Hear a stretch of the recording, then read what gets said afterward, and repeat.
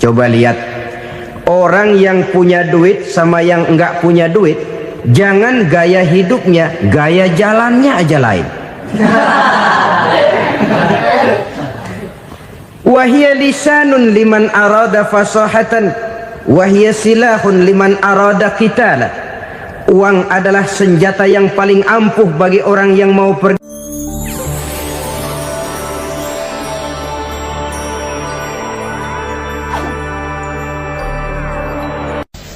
Bapak-bapak, ibu-ibu, saudara-saudara kaum muslimin rahimakumullah. Murai di dahan dan koko ayam di kandang, dunia ini penuh dengan berbagai macam kesibukan. Sejak dari petani yang turun ke ladang, pedagang yang berangkat ke pasar, pelajar yang menuju sekolah, sampai kepada pegawai yang berangkat ke kantor, seluruhnya tidak lain untuk mencari sesuatu yang bernama bahagia. Setiap orang menginginkan kebahagiaan, dan tidak seorang pun menginginkan kesengsaraan dalam kehidupan ini. Namun nyatanya tidak setiap orang yang ingin bahagia mengetahui jalan yang harus ditempuhnya untuk sampai kepada kebahagiaan itu. Maka pada kesempatan pertemuan kali ini, saya ingin menyampaikan sebuah hadis dari junjungan kita baginda Nabi besar Muhammad sallallahu alaihi wasallam yang termuat dalam kitab Mukhtarul Ahadits An-Nabawiyah, di mana beliau bersabda, arba'un min sa'adatil mar'i. Ada 4 perkara yang merupakan tanda dari orang bahagia. Saya mau tanya, di antara saudara-saudara yang hadir di sini, apa ada yang kepengen jadi orang sengsara? Ya. Seluruhnya tentu ingin mendapatkan kebahagiaan.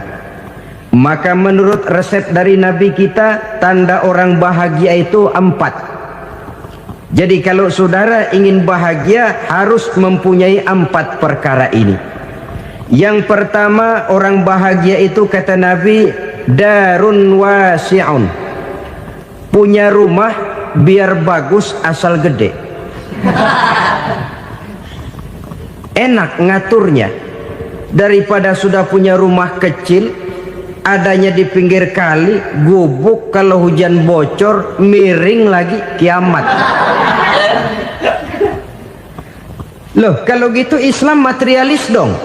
Hadis ini boleh diartikan dengan makna hakiki, arti yang sebenarnya, boleh diartikan dengan makna majazi, arti kiasan. Kalau dia diartikan dengan arti kias, maka yang dimaksud darun wasi'un ay qalbun wasi'un. Rumah yang luas tidak lain daripada hati yang lapang. Karena di situ kunci kebahagiaan yang sebenarnya. Walaupun kita cuma tinggal di petak berukuran 2 kali 3 meter, kalau hati kita luas rasanya rumah itu. Tapi biar rumah kita halamannya saja puluhan ribu hektar, ada kolam renangnya, kamar tidurnya tidak lagi terhitung. Kalau hati yang menempati rumah itu sempit, maka akan terasa sempit jugalah rumah itu. Tempat bergantungnya tidak lain adalah hati. Marilah kita mencoba melihat berbagai pandangan orang tentang bahagia ini. Ada orang menyangka bahwa bahagia itu kalau dia mendapatkan harta yang sebanyak-banyaknya. Siapa yang banyak harta, dialah raja. Apa yang dia mau, seluruhnya bisa dibeli. Keamanannya, dia bisa menyewa petugas. Seluruh fasilitas untuk menyenangkan kehidupannya bisa dibeli. Pendeknya, hartalah segala-galanya dalam kehidupan. Sampai ada pepatah mengatakan, innad darahima fil amakini kulliha taksur rijala mahabatan wa jalala. Sesungguhnya harta, dinar, dirham, uang di mana-mana selalu bikin hebat orang yang memilikinya. Coba lihat, orang yang punya duit sama yang enggak punya duit, jangan gaya hidupnya, gaya jalannya aja lain. wa hiya lisanun liman arada fasahatan wa hiya silahun liman arada qitala. Uang adalah senjata yang paling ampuh bagi orang yang mau pergi perang, dan lidah yang paling fasih bagi orang yang mau bicara. Kalau bicara dengan lidah macet, cobalah bicara dengan harta, lancar. Sampai ada pepatah demikian, segalanya bisa diatur dengan harta. Maka di kalangan orang yang berpandangan semacam itu, seluruh kegiatan hidupnya hanya terfokus kepada bagaimana mengumpulkan harta yang sebanyak-banyaknya. Tidak peduli halal haram, tidak kenal sore pagi siang dan malam, tidak sempat sujud, jauh dari agama, jauh dari kehidupan yang bersifat ruhaniyah, jauh dari Allah dan sebagainya. Sampai dalam Al-Quran dikelompokkan dalam kelompok yang dinamakan lumazah. Allazi jama'a malahu wa 'addadah yahsabu anna malahu akhladah. Mereka mengumpul-ngumpulkan harta sebanyak-banyaknya dan menyangka bahwa harta yang banyak itu dapat mengekalkan hidupnya, mengekalkan kekayaannya, mengekalkan kebahagiaannya. Saudara hadirin yang berbahagia, kalau pandangan hidup ini benar, artinya kalau harta memang merupakan satu-satunya hal yang dapat membuat orang bahagia, tentu di rumah mewah tidak akan pernah ada tangis derita. Tentu di satu tempat di mana fasilitas hidup serba menunjang tidak ada yang namanya penderitaan. Tapi suka dan duka, sedih dan gembira, senyum dan tawa adalah milik setiap orang, baik dia punya harta maupun dia tidak punya harta.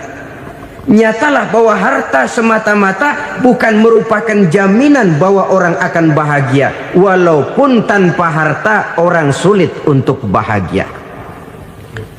Saya mau cerita, ada orang super kaya, namanya Aristotle Onesimus, raja tanker Yunani. Dia punya kapal tanker saja konon sampai 11 banyaknya. Punya perusahaan penerbangan yang disebut Olympic Airlines.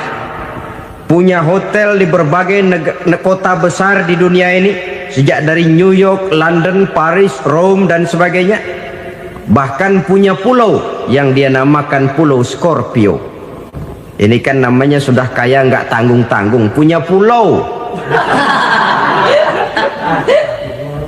Nah, dia punya 2 orang anak, yang satu laki-laki namanya Alexander, yang satu perempuan namanya Maria Onesimus. Seluruh harapannya tertumpah kepada anak lakinya Alexander ini, yang akan meneruskan usahanya, meneruskan kekayaannya, meneruskan dinastinya. Apa yang terjadi? Ternyata anak yang dia harapkan yang bernama Alexander ini mati muda dalam kecelakaan pada waktu dia olahraga. Apa olahraganya? Namanya olahraga anak orang kaya, golongan jet set. Olahraganya olahraga pesawat terbang. Jatuh, ya nggak kapungut, habis mati. Tinggal satu anak perempuannya, Maria Onesimus. Tapi anak perempuan ini juga malah urakan. Terakhir dia pacaran, bahkan kemudian kawin sama orang Rusia. Rupanya Aristotle Onesimus ini broken. Kekayaannya yang berlimpah ruah, perusahaannya yang begitu banyak, siapa yang akan meneruskan? Siapa yang akan menggantikan? Sampai kemudian dia mengurung diri di Pulau Scorpio dan mati di sana secara mengenaskan. Seorang multi jutawan, seorang yang super kaya, mati menyendiri di pulau sepi. Ibarat kata pepatah, anak ayam mati di lumbung. Bukan kekurangan makanan, keurugan makanan. Begitu kehidupan Aristotle Onesimus. Dan banyak orang-orang yang sudah demikian kaya sampai dibingungkan oleh kekayaannya sendiri. Telusurilah kehidupan David Rockefeller misalnya, Henry Ford misalnya, Adnan Khashoggi misalnya. Multi jutawan yang kadang-kadang dibuat keder oleh kekayaannya sendiri. Pantas ketika Imam Ali ditawarkan orang, "Ya Ali, kalau kepadamu disuruh pilih ilmu atau harta, kau pilih mana? Ya jelas pilih ilmu dong. Kenapa? Pertama, ilmu kalau kita berikan kepada orang lain tambah, tapi harta kalau kita berikan kepada orang lain kurang. Saudara punya uang 10.000, dibagi orang 5.000, jelas uang saudara berkurang. Tapi saudara punya ilmu, diberikan kepada orang lain bisa, saudara pun makin mantap. Tidak lantas jadi bodoh karena ngajarin orang. Saudara bisa Fatihah lalu mengajarkan orang Fatihah, orang bisa, saudara pun makin hafal. Tidak lantas setelah diajarin orang ilmunya hilang. Begitu datang dia minta orang, tolong ajarin saya Fatihah, udah habis, nggak ada.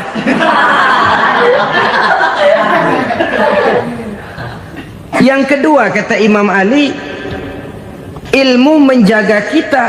Kalau harta, kita yang harus jaga. Makin banyak ilmu, makin terpelihara diri seharusnya. Tetapi makin banyak harta, makin bingung kita jaganya. Sampai kadang-kadang kalau perlu seluruh keliling rumah dipasangi alarm. Belum cukup disewakan anjing besar-besar, pasang di depan pintu, awas anjing galak. Masih belum cukup juga, cari centeng tukang-tukang kepruk jaga rumah.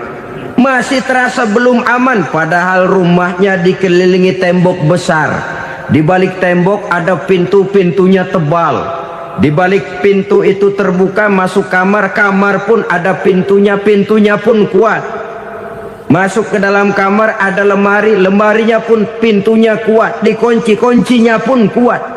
Tapi terhadap seluruhnya yang timbul cuma sekedar was-was saja.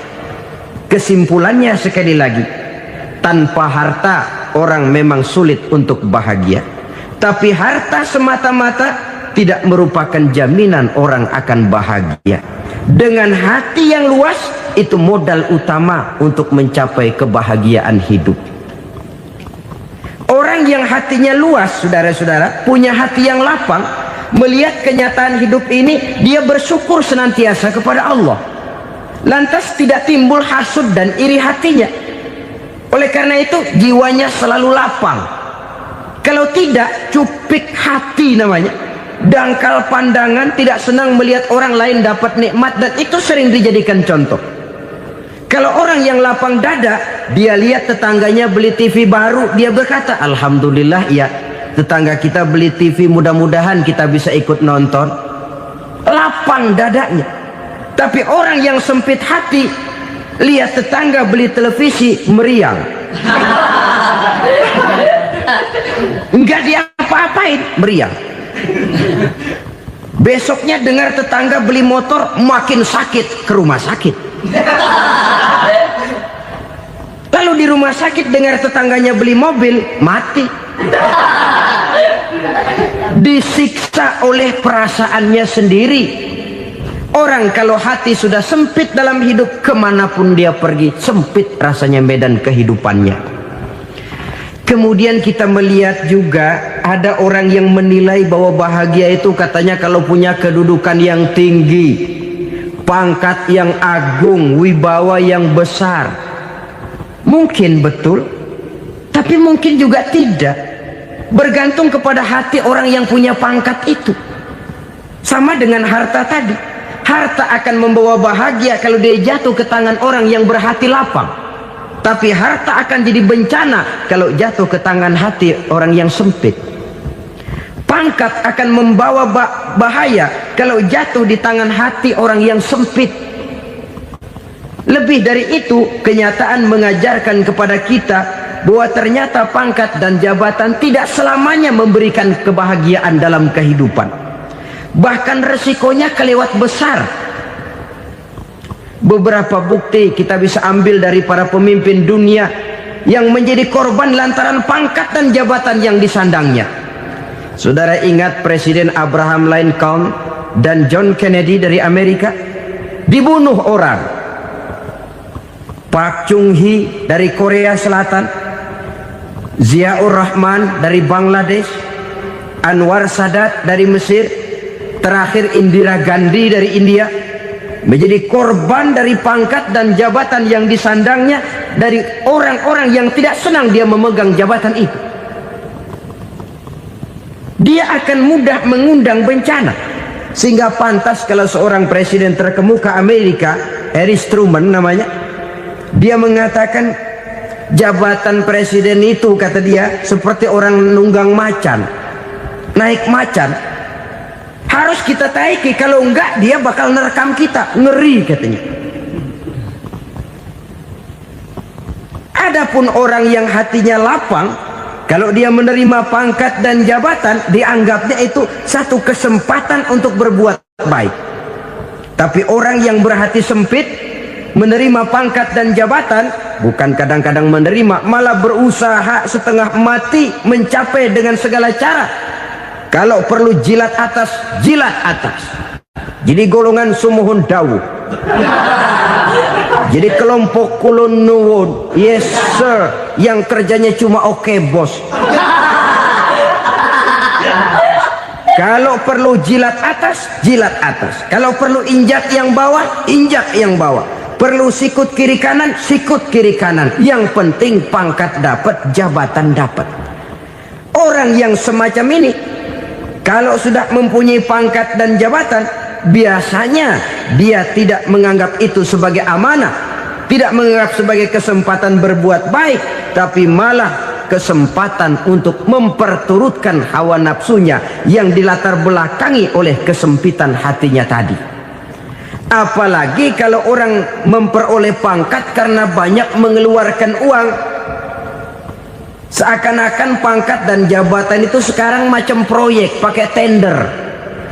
Siapa yang berani bayar segini naik, nggak berani minggir. Padahal logikanya, kalau orang mencapai satu jabatan karena banyak mengeluarkan uang, hampir bisa dipastikan bahwa setelah jabatan itu dia pegang, langkah pertama yang akan dilakukannya ialah berusaha bagaimana uang yang dia keluarkan supaya kembali. Ya paling kurang pulang modal dulu dong. Soal mikirin rakyat soal nanti, tapi ini modal harus pulang. Itu celakanya kalau orang memperoleh pangkat dan jabatan cuma karena banyak mengeluarkan uang. Jarang orang yang mempunyai keyakinan dan pandangan bahwa pangkat dan jabatan merupakan amanah. Jadi sekali lagi, pangkat dan jabatan mungkin saja membawa kebahagiaan kalau jatuh ke tangan orang yang berhati lapang. Tapi bisa jadi bencana kalau dia jatuh ke tangan orang yang mempunyai hati yang sempit. Dan lagi-lagi stresnya hati yang lapang. Lalu sebagian orang, saudara, ada yang berpandangan katanya bahagia itu kalau jadi orang terkenal, mempunyai popularitas, menjadi idola di kalangan remaja, di kalangan orang tua, di segala lapisan masyarakat.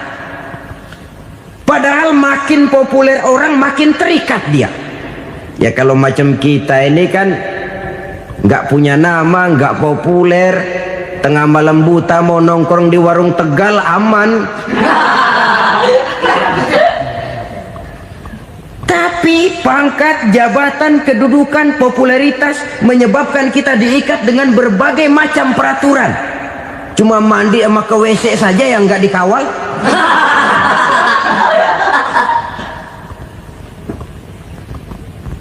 Benarkah popularitas, ketenaran membawa kebahagiaan? Mungkin ya, tapi mungkin juga tidak. Kenapa? Banyak orang-orang populer yang mengakhiri hidupnya secara tragis. Kita ambil beberapa nama. Di Amerika tahun 60-an ada bintang seksi paling terkenal yang dijuluki seks bom, bom seks. Sampai sekarang jadi legenda, namanya Marilyn Monroe. Singkatan doublenya itu inisialnya MM, Marilyn Monroe. Terkenal top sampai dia mati tahun 62, namanya sekarang masih saja dibicarakan orang. Kenapa dia bunuh diri? Tidak punya hartakah dia? Banyak. Kurang populerkah dia? Seluruh dunia mengenalnya. Sejak rakyat kecil sampai pejabat tinggi dia punya hubungan. Kenapa? Jenuh. Dia terlahir dalam keadaan yatim. Setelah itu tidak lama dia berangkat remaja, ibunya meninggal. Pindah dari wanita asuh ke wanita asuh sampai 12 orang ibu angkatnya. Dan kekecewaan yang paling parah, setiap laki-laki yang dekat dengannya hanya seperti kapal berlabuh. Datang dan pergi silih berganti, padahal dia merindukan seseorang yang bisa melindungi hidupnya. Dia rindukan itu dan dia tidak pernah menemukan. Itu yang akhirnya menyebabkan dia minum pil tidur kelewat dosis, minum obat tidur kebanyakan, ya tidur terus sampai sekarang.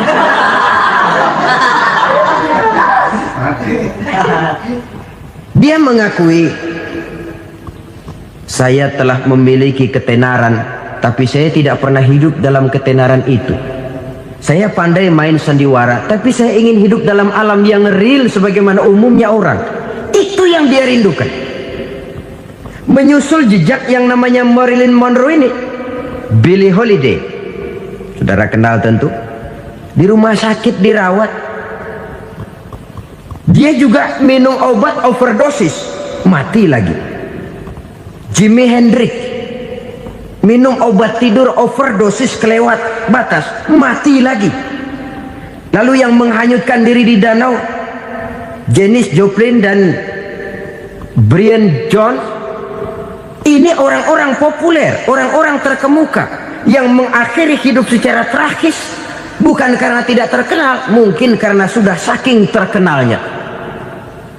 Contoh paling belakangan, Bruce Lee. Wah, ini tukang-tukang keprok tentu kenal siapa dia. Sampai sekarang pun tabir kematiannya masih merupakan misteri. Dan yang masih hidup juga menunjukkan gejala yang aneh. Michael Jackson, rumahnya di Beverly Hills itu dijaga sedemikian rupa, dan dia selalu curiga kepada setiap makanan harus steril, bersih dari segala macam kimia. Kemana dia pergi, itu tukang-tukang keprok sudah selalu menjaga dan mengawal, dan dia seakan takut menunjukkan mukanya yang asli. Hingga kalau tampil ke tengah di luar show, dia kadang memakai pakaian yang tidak menunjukkan dia yang sebenarnya, takut dikenali orang. Ternyata popularitas sering jadi momok yang meracuni kehidupan manusia. Oleh karena itu, benarlah junjungan kita pada saat beliau mengajarkan orang akan bahagia kalau dia mempunyai hati yang lapang. Nah, sekarang masalahnya untuk mendapatkan hati yang lapang, caranya bagaimana? Kita kembali kepada konsep Quran. Allah mengajarkan, ala inna bi dzikrillahi tatmainnul qulub. Ketahuilah bahwa dengan banyak mengingat Allah, hati akan tenang, jiwa akan lapang. Dengan kata lain, dekat dengan agama, merasakan kehadiran Allah dekat dalam hidup. Itu muara pertama untuk mencapai hati yang lapang. Ala inna bi dzikrillahi tatmainnul qulub. Jangan macam orang sekarang ingin mendapatkan ketenangan lalu tapak di puncak gunung, di gua-gua, di tempat sepi. Iyalah kalau nggak ada ular. Kalau tergigit ular berbisa, ketenangan belum, mati jelas itu. Islam positif untuk mendapatkan ketenangan. Ala inna bi dzikrillahi tatmainnul qulubi. Bahwa ketahuilah bahwa dengan banyak mengingat Allah, hati akan tenang, jiwa akan lapang, nuansa pikiran akan luas. Karena yang namanya bahagia ada dimanapun manusia berada. Di kampung ada bahagia, di kota ada bahagia, di ngarai, di lembah, di gunung, di hutan, di lautan, di angkasa luar, dimanapun bahagia itu ada kalau kita bermodalkan hati yang lapang ini. Dan hati akan lapang kalau kita dekat dengan agama. Dekat dengan harta buat sementara hati mungkin tenang, tapi ketenangan yang relatif dan temporer. Apalagi orang tiap kali tambah harta, tiap kali tambah rencana. Itu wajar. Mungkin sebelumnya saudara berpikir, kalau punya duit 5.000 enak nih. Begitu punya duit 5.000, aduh sayang kalau 10.000 aja. Tiap kali tambah harta, tiap kali lain rencana. Makin banyak rencana, makin menjauhkan kita dari yang namanya ketenangan. Padahal ketenangan merupakan unsur utama untuk mencapai bahagia. Dan ketenangan itu bermuara dalam hati manusia. Tengoklah kehidupan ini. Orang yang banyak harta dengan orang miskin, berbedakah rasa sakit yang mereka tanggungkan? Rasanya tidak. Walaupun si kaya tidur di kasur empuk berselimutkan sutra mahal, sementara si miskin meringkuk di balai bambu yang keras dan kasar. Apabila maut datang, dia juga tidak pernah pilih bulu.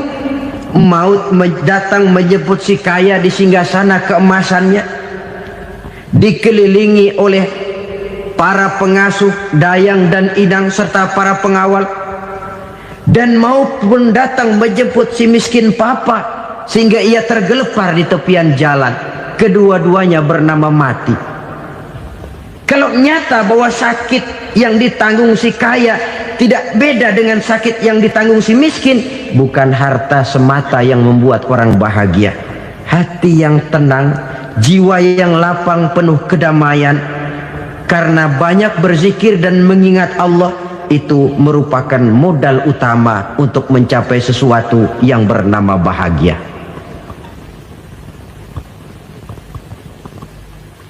Saudara hadirin yang saya hormati, inilah yang pertama dari 4 ciri yang digambarkan oleh Nabi tentang tanda-tanda orang bahagia.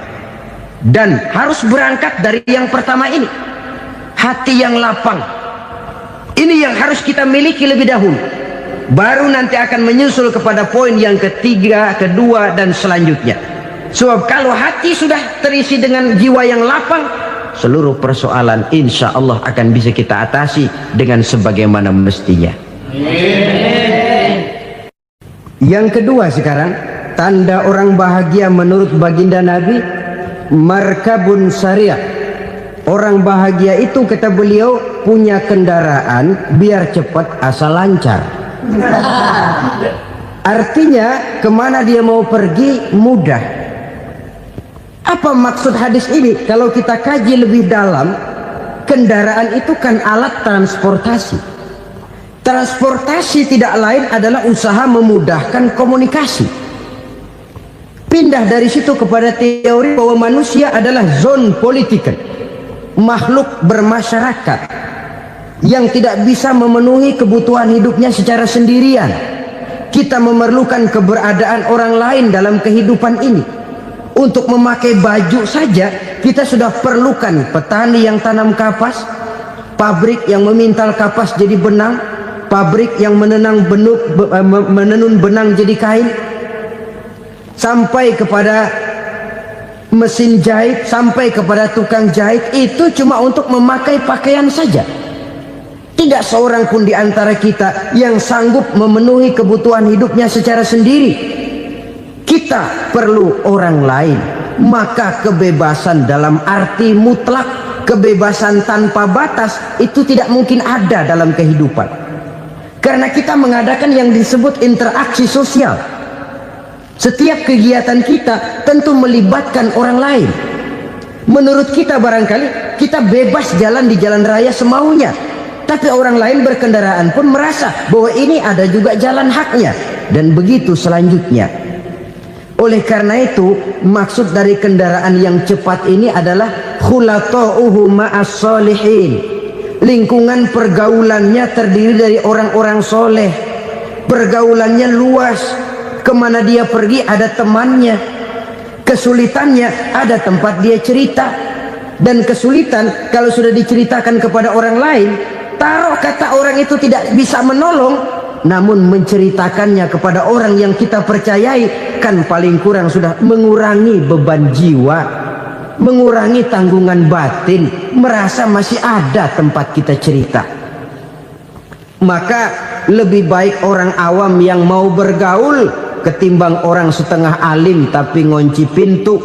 Sebab nantinya akan timbul sikap picik, cupik pandangan, dan tidak luas menghadapi kenyataan dalam kehidupan ini.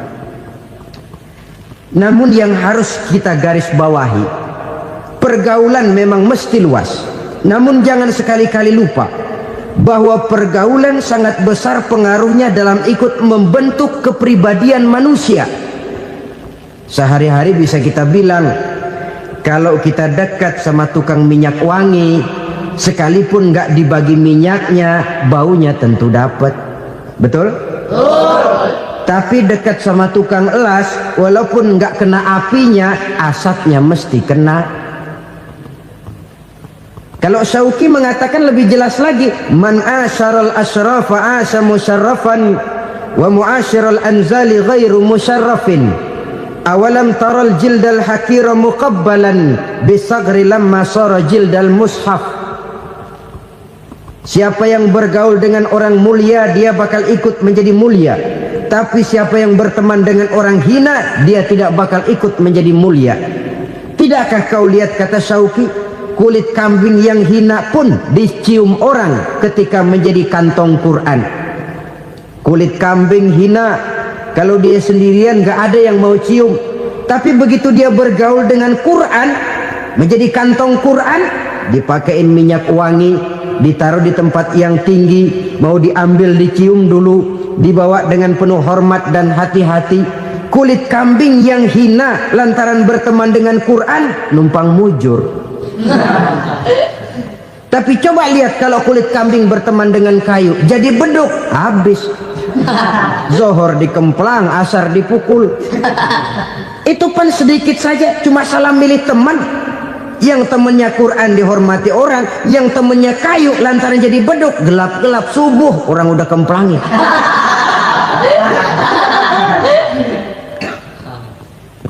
Maka terutama kepada adik-adik remaja yang masih mencari identitas diri, yang ibarat kaset masih kaset kosong, mudah diisi oleh apapun, pandai-pandailah memilih teman dalam bergaul. Karena banyak orang yang tadinya baik-baik, ketika terseret dalam pergaulan dengan orang yang tidak baik, kebaikannya menjadi lentur dan luntur. Tapi berapa banyak bajingan-bajingan tengik, orang-orang yang berlumur noda dan dosa, tiap hari melakukan maksiat, namun bergaul dengan orang yang baik-baik, pada akhirnya sedikit demi sedikit beringsut dan berangsur dia terbiasa mengikuti kebaikan-kebaikan. Saya tekankan ini kepada remaja karena mereka masih mencari identitas diri. Apa yang mereka lihat mereka mau, apa yang mereka dengar mereka ingin tahu. Coba lihat kehidupan remaja. Pulang nonton film Rambo, pengen jadi Rambo, gagah, maunya belekai melulu. Pulang nonton film Superman, pengen bisa terbang. Pulang nonton India, nyanyi melulu. Wajar, mereka masih mencari identitas diri. Saya ini sebenarnya siapa? Lingkungan, pergaulan akan membentuk itu. Karena itu pandai-pandailah bergaul, karena ia sangat besar pengaruhnya dalam ikut membentuk kepribadian manusia. Apalagi sifat yang jelek lebih cepat menularnya ketimbang sifat yang baik. Sifat yang baik, watak yang soleh itu lambat sekali untuk menular. Tapi yang tidak baik, kan prosesnya mah kalau remaja biasanya mula-mula dengar. Karena dengar lalu pengen tahu. Karena pengen tahu lalu ngeliatin. Begitu ngeliatin kan pengen nyobain. Setelah nyobain ketagihan. Nah, ini prosesnya. Yang namanya ganja, morfin, narkotik, awalnya kan begitu. Mula-mula dengar, katanya kalau sudah fly to the sky, sudah melayang ke langit katanya, disitulah puncak kebahagiaan. Mulanya cuma dengar. Karena dengar pengen tahu. Karena pengen tahu lalu ngeliat, kumpul sama orang yang suka ngeganja. Setelah ngeliat, nah pengen ngerasain. Begitu ngerasain enak juga, ketagihan. Kalau sudah ketagihan jadi penyakit kronis, bisa merembet kepada yang lain. Iya, kalau orang tuanya mampu untuk beli morfin, beli ganja. Kalau tidak kan pikirannya ngayap, jemuran siapa ya gue sahabat. Timbullah perbuatan-perbuatan negatif yang bermula dari salah pergaulan. Apalagi buat adik-adik remaja yang tinggal di kota-kota besar, yang pengaruh budaya, pengaruh kesenian, pengaruh struktur kehidupan yang nampak makin individualistis, di mana persaingan tajam, tensi ekonomi tinggi, orang mudah mengalami stres. Pandai-pandailah dalam bergaul, sekali lagi, karena ia sangat besar pengaruhnya dalam ikut membentuk kepribadian manusia. Orang bahagia punya kendaraan yang cepat, artinya punya pergaulan yang luas, dan lingkungan pergaulannya terdiri dari orang-orang yang soleh. Kemana dia pergi ada teman, kesulitannya ada tempat dia cerita. Tapi kalau sudah menyendiri, hidup sendiri, kesulitan dipikiri sendiri, bisa mati belum waktunya. Tidak ada tempat berbagi rasa, tidak ada tempat bercerita, tidak ada tempat mengurangi beban dalam kehidupan. Pantas betul kalau Islam sangat menggalakkan dan menganjurkan orang kalau sudah sampai waktunya itu untuk melangsungkan nikah. Kata Nabi, ya ma'syaras syabab man istata'a minkumul ba'at falyatazawwaj. Hai para pemuda, kalau sudah mampu memberi nafkah, kawinlah, nikahlah kamu. Kenapa? Sudah ada teman hidup, tempat berbagi rasa. Kesulitan kalau ada tempat cerita akan lebih ringan ketimbang kita telan sendiri, walaupun bobot kesulitannya sama beratnya. Saudara-saudara kaum muslimin rahimakumullah, inilah ciri yang kedua, punya kendaraan biar cepat asal lancar. Kemana kita mau pergi gampang. Dengan kata lain, setelah hati yang luas, pergaulan yang luas. Dua. Yang ketiga sekarang, tanda orang bahagia itu menurut Nabi, misbahun mudhi'un, punya lampu yang terang. Oh, itu enggak problem. Sekarang sudah zamannya listrik masuk desa, Pak. Lampu sudah terang semua. Betul, kalau itu yang dimaksud. Tapi tidak cuma itu. Karena lampu yang dimaksud di sini, lampu yang akan menerangi seluruh perjalanan hidup. Dan perjalanan hidup itu sudah dimulai sejak kita terlahir ke alam ini, sampai masuk ke alam barzah, kumpul di padang mahsyar, sampai ke akhirat. Lampu yang menerangi itu yang diperlukan. Kalau lampu, katakanlah yang paling top sekarang kan lampu jenis Mercury. Taruhlah itu di rumah kita, dia cuma menerangi rumah kita, menerangi hati pun tidak sanggup. Bila kita masuk ke alam barzah, alam kubur, sanggupkah si Mercury yang begitu terang menerangi alam barzah kita? Tidak sanggup lagi. Sanggupkah lampu yang ratusan watt, bahkan puluhan ribu watt menerangi kehidupan di padang mahsyar? Tidak akan sanggup lagi. Kalau demikian, yang dimaksud lampu yang terang di sini apa? Tidak lain amal soleh, kebajikan yang kita lakukan dalam hidup. Itu yang akan jadi lampu penerang. Di dunia nama kita akan terang, jasad kita boleh hancur terkubur tanah, tapi nama kita akan dikenang orang. Begitulah kalau orang meninggalkan kebajikan dalam hidup seperti sekarang. Ribuan orang tiap saat berziarah ke kubur Imam Syafi'i, ke kubur Imam Malik, ke kubur Imam Ghazali, ke kubur orang yang baik-baik, orang yang soleh-soleh. Kebajikannya yang ditinggalkan, yang mengukir namanya dengan tinta emas, sehingga saudara sudah terbaring di alam kubur. Orang lewat, Allah, ini kuburannya Fulan bin Fulan, dulu ini kebaikannya Masya Allah, saya ikut merasakan. Mari kita mampir sebentar, kita Fatihah, mohon disampaikan Allah pahalanya kepada almarhum. Al-Fatihah. Itu kalau orang baik-baik. Lalu saudara tanya, Pak, orang mati dikirimin Fatihah apa nyampe pahalanya? Saya jawab, kalau saudara nggak percaya, mati dulu dah. Nanti saya Fatihain, tungguin di sana. Umpama nggak sampai, balik lagi kemari. Sekarang ini kan maunya otak-otakan saja. Kalau nggak masuk otak nggak percaya. Padahal alam gaib itu nggak bisa diotak-otakin. Sama saja dengan saudara pernah dengar cerita kapal tanpa emas tenggelam kan? Pernah nggak? Di mana? Ya, di laut Masalembo. Begitu ketampo emas tenggelam, ratusan penumpang itu terjun ke laut, dipermainkan gelombang, berjuang menghadapi maut itu. Orang lagi timbul tenggelam di lautan, dihantam ombak, kita tengokin pakai helikopter. Pak, lagi timbul tenggelam ya? Iya, tolongin. Jangan khawatir Pak, nih saya kirim intan Pak, harganya 10 juta. Kira-kira orang yang timbul tenggelam di laut seneng nggak? Tidak. Kan mahal toh intan 10 juta. Kenapa dia nggak senang? Karena intan 10 juta dalam kondisi seperti itu tidak sanggup menyelamatkan dia. Dia akan girang kalau dikirimin ban mobil bekas, dikirimin papan terentang atau bambu. Intan yang 10 juta dia nggak girang, ban mobil bekas yang 1000 perak tuh pegang, itu yang dia girang betul. Inilah sebabnya Nabi berkata, mal mayyitu fi qabrihi illa kal ghariqil mutaghawwis. Orang yang meninggal di alam kuburnya seperti orang timbul tenggelam di lautan. Yantaziru da'watan min ahli, menunggu doa dari keluarganya yang masih hidup.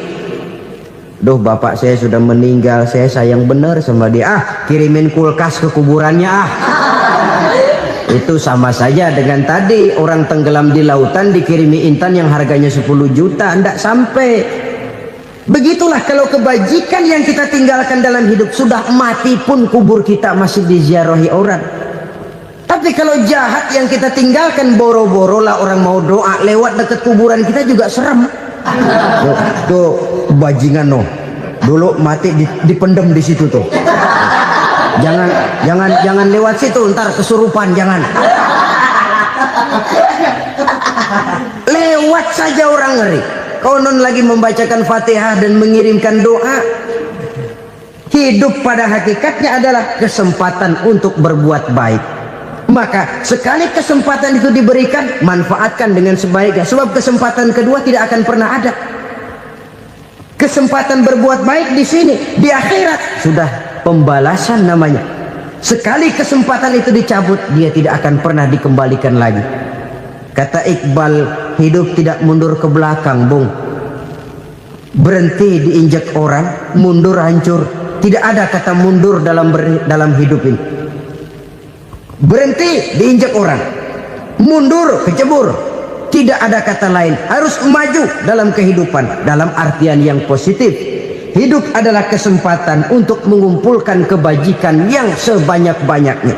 Di situ nilai daripada manusia. Sekarang ini memang nggak kelihatan kok, orang yang banyak pahala sama yang banyak dosa nggak kelihatan kok. Barangkali kalau habis bikin dosa palanya pada benjol, mungkin orang takut sama dosa. Tapi sekarang sama saja, orang yang banyak dosa dengan yang nggak banyak dosa jalan bareng dari belakang, sama, nggak kelihatan beda. Tapi ada waktunya di mana pahala memegang peranan, di mana dosa diperlihatkan. Sama saja kalau kita bawa mobil siang, lampu kan nggak begitu berfungsi. Apa lalu bilang, alah ini lampu berat-beratin, copot-copotin aja dah. Tidak perlu begitu. Kenapa? Pada satu saat malam senja akan datang. Bila matahari terbenam, senja pun datang, gelap mulai merayap, disitulah baru terasa perlunya lampu. Pahala begitu. Sekarang orang yang nggak ada pahalanya nggak kelihatan dalam kehidupan.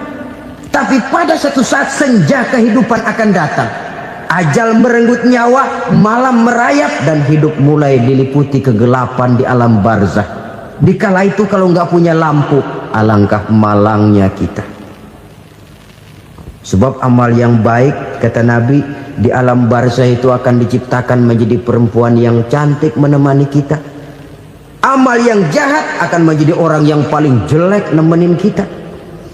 Sudah di tempat gelap yang nemenin jelek.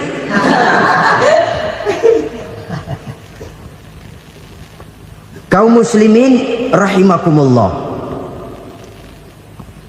kalau demikian masalahnya, tergantunglah kita pandai memanfaatkan waktu. Al-waktu kasayf, waktu itu cepat sekali. Yang namanya waktu itu tahu-tahu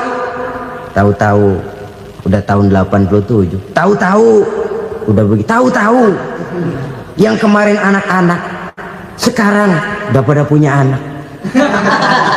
Tahu-tahu saja itu. Begitu cepat waktu berlalu.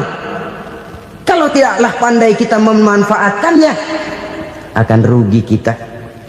Nabi bersabda, "Man kana yaumuhu khairun min amsihi fahuwa rabih." Barang siapa yang hari ini lebih baik daripada hari kemarin, itu orang untung. Hari ini lebih baik daripada kemarin. Bulan ini lebih baik dari bulan kemarin. Tahun ini lebih baik dari tahun kemarin. Itu orang yang beruntung. Tahun kemarin sembahyangnya maghrib doang, sekarang udah tambah isya. Tahun kemarin cuman Idul Fitri aja ngancem bener, sekarang udah tambah Jumat, lalu tambah lagi maghrib, tambah lagi isya, dan selanjutnya. Hari ini lebih baik daripada kemarin, itu orang yang beruntung. Wa man kana yaumuhu mislu amsihi fahuwa khasir. Lalu barang siapa yang hari ini sama saja dengan hari kemarin, itu orang rugi. Hari ini sama dengan kemarin, rugi itu. Bulan ini begitu, bulan kemarin begitu, tahun ini begitu, tahun lalu juga begitu. Rugi itu orang. Rugi apa? Rugi umur. Umur tambah, amalan gak pernah tambah. Dan saya pikir lebih merupakan azab ketimbang nikmat kalau orang dikasih panjang umur cuma untuk numpuk dosa. Mending mana? Panjang umur banyak dosa sama pendek umur dikit dosa? Mending mana? Mending mana? Ya, paling mending tentu panjang umur banyak pahala. Tapi kalau tidak, sekali lagi, lebih merupakan azab ketimbang nikmat kalau orang diberikan panjang umur tapi cuma untuk sekedar menumpuk dosa. Kehilangan kesadaran bahwa dunia bukan terminal akhir dari satu perjalanan. Dia cuma halte di mana kita berhenti sebentar untuk menuju kepada terminal yang hakiki. Saudara-saudara kaum muslimin rahimakumullah, inilah lampu yang akan menerangi kehidupan. Amal yang kita lakukan di dalam kehidupan. Jadi yang dimaksud dengan lampu yang terang, kebajikan yang kita kerjakan dalam hidup. Nah, setiap orang di awal tadi saya bilang ingin bahagia. Bahagia itu kan hakikatnya kumpulan senang dan selamat. Senang, selamat. Apa bedanya? Senang tapi tidak selamat, nggak bahagia. Selamat tapi nggak senang, nggak bahagia orang. Contoh, kalau orang korupsi, duitnya banyak, senang dia, tapi keselamatannya. Ada tentara baris di samping rumahnya udah bingung, padahal tentara latihan. Tentara cuma latihan, dia bingung. Senang, tapi karena keselamatannya tidak terjamin, dia tidak bahagia. Sebaliknya pegawai negeri jujur benar, cuma segaji-gajinya, selamat nggak korupsi, tapi melarat, ya nggak bahagia juga, kurang senang. Kesenangan dan keselamatan untuk dunia saja, ya sekali lagi, kalau cuma sekedar untuk dunia saja, bisa dibeli pakai uang. Bisa dibeli pakai uang. Saudara ingin selamat, bisa dibeli pakai uang. Saudara ingin senang, bisa dibeli dengan uang. Tapi setelah mati, masuk ke alam barzah, habis kekuasaan uang. Nggak bisa lagi beli keselamatan pakai uang. Tidak mungkin lagi membeli kesenangan dengan uang. Di situ pahala yang megang peranan. Makin banyak pahala, makin banyak saham untuk membeli kesenangan dan keselamatan, untuk memperoleh yang namanya bahagia. Dan jangan lupa loh, di alam barzah kita nggak sebentar, menunggu datangnya kiamat. Loh iya, kalau kita begitu dikuburin terus kiamat datang, untung. Tapi kalau masih harus 1000, 2000, puluhan ribu tahun yang akan datang, dalam satu penantian yang begitu lama, tanpa saham untuk memperoleh kebahagiaan, satu kemalangan yang tidak ada pernah putus-putusnya. Janganlah tergelincir oleh kebahagiaan sebentar yang menipu dengan mengorbankan kebahagiaan hakiki yang berjangka panjang. Apa artinya senyum sejenak kalau harus ditebus dengan tangis seumur hidup? Biarlah kita minum jamu, pahit memang, getir memang, tapi kan besok badan sehat. Daripada sekarang minum sirup, manis memang, enak memang, tapi bibir pada jontor besok. Sirawan, batuk, nggak karu-karuan. Banyak orang tertipu oleh kesenangan yang sebentar, padahal laisa kullu ma yalma'u zahaban. Belum tentu semua yang berkilat itu emas, belum tentu semua yang gemerlap itu intan. Karena itu marilah manfaatkan kesempatan yang diberikan Allah ini untuk mengumpulkan kebajikan yang sebanyak-banyaknya. Yang terakhir sekarang, yang keempat, tanda orang bahagia kata Nabi. Zaujatun salihah. Orang bahagia itu tanda yang keempat kata Nabi, punya istri biar cakep asal taat. Sudah surga itu, cakep taat. Istri kayak gitu, kalau belum mati jangan dikuburin dulu itu. Sudah cakep taat lagi, tapi kadang-kadang enggak, udah jelek ngadat melulu. Apa yang mau dipilih? Sebab itu Quran mengatakan istri pakaian untuk suami, suami pakaian untuk istri. Kenapa suami istri diibaratkan pakaian? Alangkah tingginya gaya bahasa Quran ini. Suami istri teman hidup, hidup perjalanan panjang. Sejak kita dalam rahim sudah ada hidup kan di sini. Sampai ke alam dunia, masuk ke alam barzah, kumpul di padang mahsyar, sampai menuju akhirat, itu perjalanan hidup. Carilah istri atau suami teman hidup yang membawa manfaat tidak hanya kehidupan di dunia ini, sampai di alam barzah, sampai di padang mahsyar. Suaminya mungkin meninggal lebih dulu, atau istrinya mungkin meninggal lebih dulu, tapi suami atau istri yang masih hidup berbuat kebajikan. Suami saya meninggal, ada hartanya, saya sedekahkan, niat pahala untuk almarhum suami saya. Ini teman hidup, tidak dibatasi dan tidak bisa dipisahkan oleh maut sekalipun. Zohirnya mungkin pisah, badannya mungkin pisah, tapi hatinya, jiwanya, kebersamaannya dalam menghadapi kehidupan. Karena itu saudara-saudara, bahasa Quran indah. Suami istri diibaratkan seperti pakaian. Apa fungsi pakaian? Pertama, pakaian jadi kebanggaan. Artinya suami harus menjadi kebanggaan istri, istri harus jadi kebanggaan suami. Yang kedua, pakaian itu kan fungsinya menutup aurat. Artinya sesama suami istri harus saling menjaga kekurangan masing-masing. Jangan malah sesama suami istri saling membongkar rahasia dan aibnya sendiri-sendiri. Istrinya diceritain jeleknya di mana-mana, atau suaminya dibongkar rahasianya di pasar umum. Itu sudah tidak lagi berfungsi sebagai pakaian. Kenapa semua ini diperlukan? Karena kita menyadari bangsa yang baik terdiri dari masyarakat yang baik. Masyarakat yang baik merupakan susunan dari warga yang baik.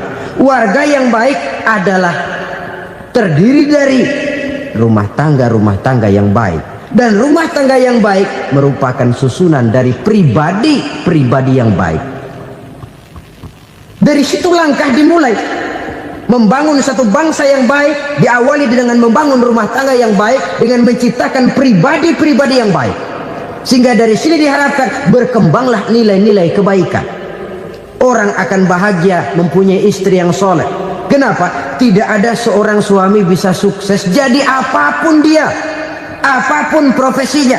Dokterkah, kiaikah, mubalikah, petanikah, pengusahakah, pejabat tinggikah, tidak ada seorang suami yang bisa sukses tanpa peran serta istrinya. Walaupun memang peranan itu tidak begitu kelihatan, tapi sangat menentukan. Karena itu, saudara hadirin yang saya hormati, Islam sangat menghargai kaum wanita, memberikan kedudukan yang tinggi sepanjang tidak mematikan kodrat kewanitaannya. Nah, kalau sudah kesuksesan ini diawali dari rumah tangga, karier di masyarakat mudah untuk dikejar. Tapi keberantakan di rumah tangga merupakan kegagalan pertama di tempat lain. Sesungguhnya harta, dinar, dirham, uang di mana-mana selalu bikin hebat orang yang memilikinya. Coba lihat, orang yang punya duit sama yang enggak punya duit, jangan gaya hidupnya, gaya jalannya aja lain. Wahia lisanun liman arada fasahatan, wahia silahun liman arada qitala. Uang adalah senjata yang paling ampuh bagi orang yang mau pergi.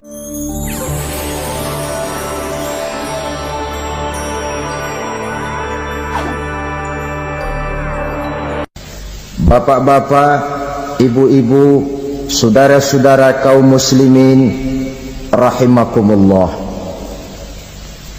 Murai di dahan dan kokok ayam di kandang, dunia ini penuh dengan berbagai macam kesibukan. Sejak dari petani yang turun ke ladang, pedagang yang berangkat ke pasar, pelajar yang menuju sekolah, sampai kepada pegawai yang berangkat ke kantor, seluruhnya tidak lain untuk mencari sesuatu yang bernama bahagia. Setiap orang menginginkan kebahagiaan, dan tidak seorang pun menginginkan kesengsaraan dalam kehidupan ini. Namun nyatanya tidak setiap orang yang ingin bahagia mengetahui jalan yang harus ditempuhnya untuk sampai kepada kebahagiaan itu. Maka pada kesempatan pertemuan kali ini, saya ingin menyampaikan sebuah hadis dari junjungan kita baginda Nabi besar Muhammad sallallahu alaihi wasallam yang termuat dalam kitab Mukhtarul Ahadis An-Nabawiyah, di mana beliau bersabda, arba'un min sa'adatil mar'i. Ada 4 perkara yang merupakan tanda dari orang bahagia. Saya mau tanya, di antara saudara-saudara yang hadir di sini, apa ada yang kepengen jadi orang sengsara? Seluruhnya tentu ingin mendapatkan kebahagiaan. Maka menurut resep dari Nabi kita, tanda orang bahagia itu 4. Jadi kalau saudara ingin bahagia, harus mempunyai 4 perkara ini. Yang pertama, orang bahagia itu kata Nabi, darun wasi'un. Punya rumah biar bagus asal gede. Enak ngaturnya, daripada sudah punya rumah kecil adanya di pinggir kali, gubuk, kalau hujan bocor, miring lagi, kiamat. Loh, kalau gitu Islam materialis dong.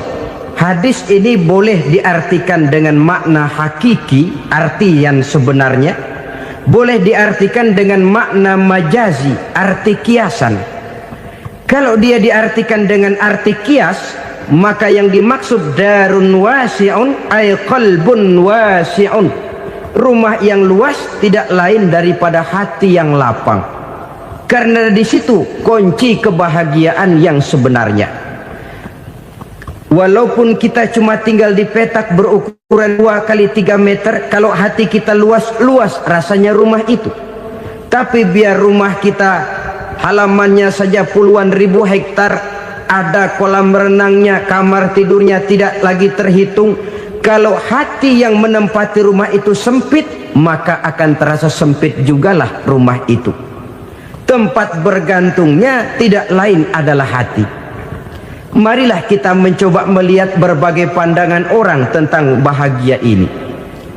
Ada orang menyangka bahwa bahagia itu kalau dia mendapatkan harta yang sebanyak-banyaknya. Siapa yang banyak harta, dialah raja. Apa yang dia mau, seluruhnya bisa dibeli. Keamanannya, dia bisa menyewa petugas. Seluruh fasilitas untuk menyenangkan kehidupannya bisa dibeli. pendeknya hartalah segala-galanya dalam kehidupan. Sampai ada pepatah mengatakan, innad darahima fil amakini kulliha taksur rijala mahabatan wa jalala. Sesungguhnya harta, dinar, dirham, uang di mana-mana selalu bikin hebat orang yang memilikinya. Coba lihat, orang yang punya duit sama yang enggak punya duit, jangan gaya hidupnya, gaya jalannya aja lain. Wahia lisanun liman arada fasahatan, wahia silahun liman arada qitala. Uang adalah senjata yang paling ampuh bagi orang yang mau pergi perang, dan lidah yang paling fasih bagi orang yang mau bicara. Kalau bicara dengan lidah macet, cobalah bicara dengan harta, lancar. Sampai ada pepatah demikian, segalanya bisa diatur dengan harta. Maka di kalangan orang yang berpandangan semacam itu, seluruh kegiatan hidupnya hanya terfokus kepada bagaimana mengumpulkan harta yang sebanyak-banyaknya. Tidak peduli halal haram, tidak kenal sore pagi siang dan malam, tidak sempat sujud, jauh dari agama, jauh dari kehidupan yang bersifat ruhaniyah, jauh dari Allah dan sebagainya. Sampai dalam Al-Quran dikelompokkan dalam kelompok yang dinamakan lumazah. Allazi jama'a malahu wa 'addadah yahsabu anna malahu akhladah. Mereka mengumpul-ngumpulkan harta sebanyak-banyaknya dan menyangka bahwa harta yang banyak itu dapat mengekalkan hidupnya, mengekalkan kekayaannya, mengekalkan kebahagiaannya. Saudara hadirin yang berbahagia, kalau pandangan hidup ini benar, artinya kalau harta memang merupakan satu-satunya hal yang dapat membuat orang bahagia, tentu di rumah mewah tidak akan pernah ada tangis derita. Tentu di satu tempat di mana fasilitas hidup serba menunjang tidak ada yang namanya penderitaan. Tapi suka dan duka, sedih dan gembira, senyum dan tawa adalah milik setiap orang, baik dia punya harta maupun dia tidak punya harta. Nyatalah bahwa harta semata-mata bukan merupakan jaminan bahwa orang akan bahagia. Walaupun tanpa harta orang sulit untuk bahagia. Saya mau cerita, ada orang super kaya, namanya Aristotle Onesimus, raja tanker Yunani. Dia punya kapal tanker saja konon sampai 11 banyaknya. Punya perusahaan penerbangan yang disebut Olympic Airlines, punya hotel di berbagai kota besar di dunia ini, sejak dari New York, London, Paris, Rome dan sebagainya. Bahkan punya pulau yang dia namakan Pulau Scorpio. Ini kan namanya sudah kaya nggak tanggung-tanggung, punya pulau. Nah, dia punya 2 orang anak, yang satu laki-laki namanya Alexander, yang satu perempuan namanya Maria Onesimus. Seluruh harapannya tertumpah kepada anak lakinya Alexander ini, yang akan meneruskan usahanya, meneruskan kekayaannya, meneruskan dinastinya. Apa yang terjadi? Ternyata anak yang dia harapkan yang bernama Alexander ini mati muda dalam kecelakaan pada waktu dia olahraga. Apa olahraganya? Namanya olahraga anak orang kaya, golongan jet set. Olahraganya olahraga pesawat terbang. Jatuh, ya nggak kapungut, habis mati. Tinggal satu anak perempuannya, Maria Onesimus. Tapi anak perempuan ini juga malah urakan. Terakhir dia pacaran, bahkan kemudian kawin sama orang Rusia. Rupanya Aristotle Onesimus ini broken. Kekayaannya yang berlimpah ruah, perusahaannya yang begitu banyak, siapa yang akan meneruskan? Siapa yang akan menggantikan? Sampai kemudian dia mengurung diri di Pulau Scorpio dan mati di sana secara mengenaskan. Seorang multi jutawan, seorang yang super kaya, mati menyendiri di pulau sepi. Ibarat kata pepatah, anak ayam mati di lumbung. Bukan kekurangan makanan, keurugan makanan. Begitu kehidupan Aristotle Onassis. Dan banyak orang-orang yang sudah demikian kaya sampai dibingungkan oleh kekayaannya sendiri. Telusurilah kehidupan David Rockefeller misalnya, Henry Ford misalnya, Adnan Khashoggi misalnya, multi jutawan yang kadang-kadang dibuat keder oleh kekayaannya sendiri. Pantas ketika Imam Ali ditawarkan orang, "Ya Ali, kalau kepadamu disuruh pilih ilmu atau harta, kau pilih mana?" Ya jelas pilih ilmu dong. Kenapa? Pertama, ilmu kalau kita berikan kepada orang lain tambah. Tapi harta kalau kita berikan kepada orang lain kurang. Saudara punya uang 10.000, dibagi orang 5.000, jelas uang saudara berkurang. Tapi saudara punya ilmu diberikan kepada orang lain bisa, saudara pun makin mantap. Tidak lantas jadi bodoh karena ngajarin orang. Saudara bisa Fatihah lalu mengajarkan orang Fatihah. Orang bisa, saudara pun makin hafal. Tidak lantas setelah diajarin orang ilmunya hilang. Begitu datang dia minta orang, "Tolong ajarin saya Fatihah." Udah habis, nggak ada.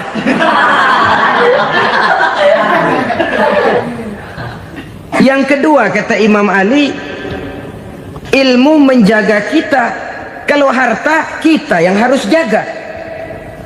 Makin banyak ilmu makin terpelihara diri seharusnya. Tetapi makin banyak harta makin bingung kita jaganya. Sampai kadang-kadang kalau perlu seluruh keliling rumah dipasangi alarm. Belum cukup disewakan anjing besar-besar, pasang di depan pintu, awas anjing galak. Masih belum cukup juga, cari centeng tukang-tukang kepruk jaga rumah. Masih terasa belum aman, padahal rumahnya dikelilingi tembok besar.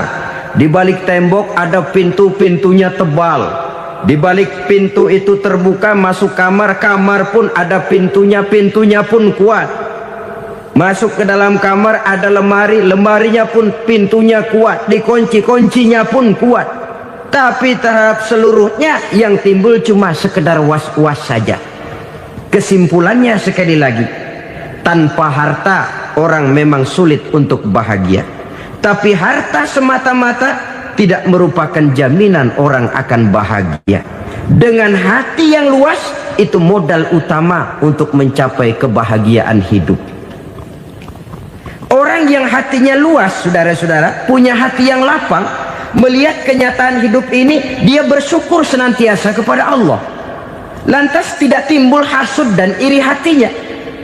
Oleh karena itu jiwanya selalu lapang. Kalau tidak, cupik hati namanya, dangkal pandangan, tidak senang melihat orang lain dapat nikmat, dan itu sering dijadikan contoh. Kalau orang yang lapang dada, dia lihat tetangganya beli TV baru, dia berkata, "Alhamdulillah ya, tetangga kita beli TV, mudah-mudahan kita bisa ikut nonton." Lapang dadanya. Tapi orang yang sempit hati, lihat tetangga beli televisi, meriang. Enggak diapa-apain, meriang. Besoknya dengar tetangga beli motor, makin sakit, ke rumah sakit. Lalu di rumah sakit dengar tetangganya beli mobil, mati. Disiksa oleh perasaannya sendiri. Orang kalau hati sudah sempit dalam hidup, kemanapun dia pergi, sempit rasanya medan kehidupannya. Kemudian kita melihat juga ada orang yang menilai bahwa bahagia itu katanya kalau punya kedudukan yang tinggi, pangkat yang agung, wibawa yang besar. Mungkin betul, tapi mungkin juga tidak. Bergantung kepada hati orang yang punya pangkat itu. Sama dengan harta tadi. Harta akan membawa bahagia kalau dia jatuh ke tangan orang yang berhati lapang. Tapi harta akan jadi bencana kalau jatuh ke tangan hati orang yang sempit. Pangkat akan membawa bahaya kalau jatuh di tangan hati orang yang sempit. Lebih dari itu, kenyataan mengajarkan kepada kita bahwa ternyata pangkat dan jabatan tidak selamanya memberikan kebahagiaan dalam kehidupan. Bahkan resikonya kelewat besar. Beberapa bukti kita bisa ambil dari para pemimpin dunia yang menjadi korban lantaran pangkat dan jabatan yang disandangnya. Saudara ingat Presiden Abraham Lincoln dan John Kennedy dari Amerika dibunuh orang. Park Chung-hee dari Korea Selatan, Ziaur Rahman dari Bangladesh, Anwar Sadat dari Mesir, terakhir Indira Gandhi dari India, menjadi korban dari pangkat dan jabatan yang disandangnya dari orang-orang yang tidak senang dia memegang jabatan itu. Dia akan mudah mengundang bencana, sehingga pantas kalau seorang presiden terkemuka Amerika, Harry Truman namanya, dia mengatakan jabatan presiden itu, kata dia, seperti orang nunggang macan, naik macan, harus kita taiki, kalau enggak dia bakal nerekam kita, ngeri katanya. Adapun orang yang hatinya lapang, kalau dia menerima pangkat dan jabatan, dianggapnya itu satu kesempatan untuk berbuat baik. Tapi orang yang berhati sempit, menerima pangkat dan jabatan, bukan kadang-kadang menerima, malah berusaha setengah mati mencapai dengan segala cara. Kalau perlu jilat atas, jilat atas. Jadi golongan sumuhun dawuh. Jadi kelompok kulon nuwun, yes sir, yang kerjanya cuma oke bos. Kalau perlu jilat atas, jilat atas. Kalau perlu injak yang bawah, injak yang bawah. Perlu sikut kiri kanan, sikut kiri kanan. Yang penting pangkat dapat, jabatan dapat. Orang yang semacam ini, kalau sudah mempunyai pangkat dan jabatan, biasanya dia tidak menganggap itu sebagai amanah, tidak menganggap sebagai kesempatan berbuat baik, tapi malah kesempatan untuk memperturutkan hawa nafsunya yang dilatar belakangi oleh kesempitan hatinya tadi. Apalagi kalau orang memperoleh pangkat karena banyak mengeluarkan uang, seakan-akan pangkat dan jabatan itu sekarang macam proyek, pakai tender. Siapa yang berani bayar segini naik, nggak berani minggir. Padahal logikanya, kalau orang mencapai satu jabatan karena banyak mengeluarkan uang, hampir bisa dipastikan bahwa setelah jabatan itu dia pegang, langkah pertama yang akan dilakukannya ialah berusaha bagaimana uang yang dia keluarkan supaya kembali. Ya paling kurang pulang modal dulu dong. Soal mikirin rakyat soal nanti, tapi ini modal harus pulang. Itu celakanya kalau orang memperoleh pangkat dan jabatan cuma karena banyak mengeluarkan uang. Jarang orang yang mempunyai keyakinan dan pandangan bahwa pangkat dan jabatan merupakan amanah. Jadi sekali lagi, pangkat dan jabatan mungkin saja membawa kebahagiaan kalau jatuh ke tangan orang yang berhati lapang. Tapi bisa jadi bencana kalau dia jatuh ke tangan orang yang mempunyai hati yang sempit. Dan lagi-lagi stresnya hati yang lapang. Lalu sebagian orang, saudara, ada yang berpandangan katanya bahagia itu kalau jadi orang terkenal, mempunyai popularitas, menjadi idola di kalangan remaja, di kalangan orang tua, di segala lapisan masyarakat. Padahal makin populer orang makin terikat dia. Ya kalau macam kita ini kan nggak punya nama, nggak populer, tengah malam buta mau nongkrong di warung Tegal aman. Tapi pangkat, jabatan, kedudukan, popularitas menyebabkan kita diikat dengan berbagai macam peraturan. Cuma mandi sama ke WC saja yang nggak dikawal.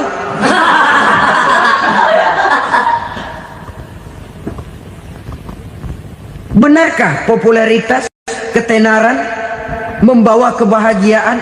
Mungkin ya, tapi mungkin juga tidak. Kenapa?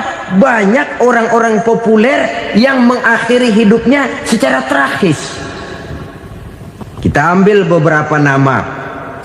Di Amerika tahun 60-an ada bintang seksi paling terkenal yang dijuluki seks bom, bom seks. Sampai sekarang jadi legenda, namanya Marilyn Monroe. Singkatan doublenya itu inisialnya MM, Marilyn Monroe. Terkenal, top, sampai dia mati tahun 62. Namanya sekarang masih saja dibicarakan orang. Kenapa dia bunuh diri? Tidak punya hartakah dia? Banyak. Kurang populerkah dia? Seluruh dunia mengenalnya. Sejak rakyat kecil sampai pejabat tinggi dia punya hubungan. Kenapa? Jenuh. Dia terlahir dalam keadaan yatim. Setelah itu tidak lama dia berangkat remaja, ibunya meninggal. Pindah dari wanita asuh ke wanita asuh sampai 12 orang ibu angkatnya. Dan kekecewaan yang paling parah, setiap laki-laki yang dekat dengannya hanya seperti kapal berlabuh, datang dan pergi silih berganti. Padahal dia merindukan seseorang yang bisa melindungi hidupnya. Dia rindukan itu dan dia tidak pernah menemukan. Itu yang akhirnya menyebabkan dia minum pil tidur kelewat dosis, minum obat tidur kebanyakan, ya tidur terus sampai sekarang.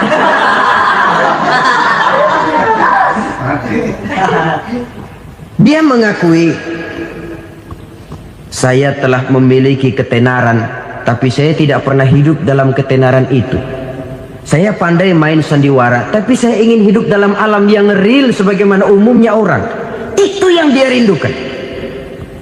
Menyusul jejak yang namanya Marilyn Monroe ini, Billie Holiday, saudara kenal tentu, di rumah sakit dirawat. Dia juga minum obat overdosis, mati lagi. Jimi Hendrix minum obat tidur overdosis kelewat batas, mati lagi. Lalu yang menghanyutkan diri di danau, Janis Joplin dan Brian Jones. Ini orang-orang populer, orang-orang terkemuka yang mengakhiri hidup secara tragis, bukan karena tidak terkenal, mungkin karena sudah saking terkenalnya. Contoh paling belakangan, Bruce Lee. Wah, ini tukang-tukang keprok tentu kenal siapa dia. Sampai sekarang pun tabir kematiannya masih merupakan misteri. Dan yang masih hidup juga menunjukkan gejala yang aneh. Michael Jackson, rumahnya di Beverly Hills itu dijaga sedemikian rupa, dan dia selalu curiga kepada setiap makanan harus steril, bersih dari segala macam kimia. Kemana dia pergi, itu tukang-tukang keprok sudah selalu menjaga dan mengawal, dan dia seakan takut menunjukkan mukanya yang asli. Hingga kalau tampil ke tengah di luar show, dia kadang memakai pakaian yang tidak menunjukkan dia yang sebenarnya, takut dikenali orang. Ternyata popularitas sering jadi momok yang meracuni kehidupan manusia. Oleh karena itu, benarlah junjungan kita pada saat beliau mengajarkan orang akan bahagia kalau dia mempunyai hati yang lapang. Nah, sekarang masalahnya untuk mendapatkan hati yang lapang, caranya bagaimana? Kita kembali kepada konsep Quran. Allah mengajarkan, ala inna bi dzikrillahi tatmainnul qulub. Ketahuilah bahwa dengan banyak mengingat Allah, hati akan tenang, jiwa akan lapang. Dengan kata lain, dekat dengan agama, merasakan kehadiran Allah dekat dalam hidup. Itu muara pertama untuk mencapai hati yang lapang. Ala inna bi dzikrillahi tatmainnul qulub. Jangan macam orang sekarang ingin mendapatkan ketenangan lalu tapak di puncak gunung, di gua-gua, di tempat sepi. Iyalah kalau nggak ada ular. Kalau tergigit ular berbisa, ketenangan belum, mati jelas itu. Islam positif untuk mendapatkan ketenangan. Ala inna bi dzikrillahi tatmainnul qulubi. Bahwa ketahuilah bahwa dengan banyak mengingat Allah, hati akan tenang, jiwa akan lapang, nuansa pikiran akan luas. Karena yang namanya bahagia ada dimanapun manusia berada. Di kampung ada bahagia, di kota ada bahagia, di ngarai, di lembah, di gunung, di hutan, di lautan, di angkasa luar, dimanapun bahagia itu ada kalau kita bermodalkan hati yang lapang ini. Dan hati akan lapang kalau kita dekat dengan agama. Dekat dengan harta buat sementara hati mungkin tenang, tapi ketenangan yang relatif dan temporer. Apalagi orang tiap kali tambah harta, tiap kali tambah rencana, itu wajar.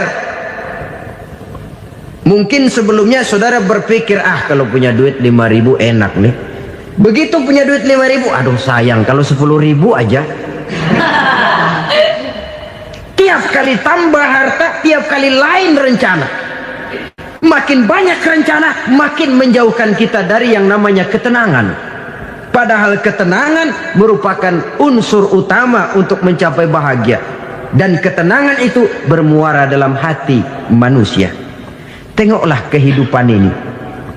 Orang yang banyak harta dengan orang miskin, berbedakah rasa sakit yang mereka tanggungkan? Rasanya tidak.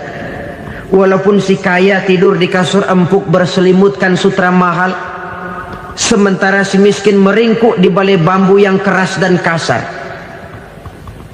Apabila maut datang, dia juga tidak pernah pilih bulu.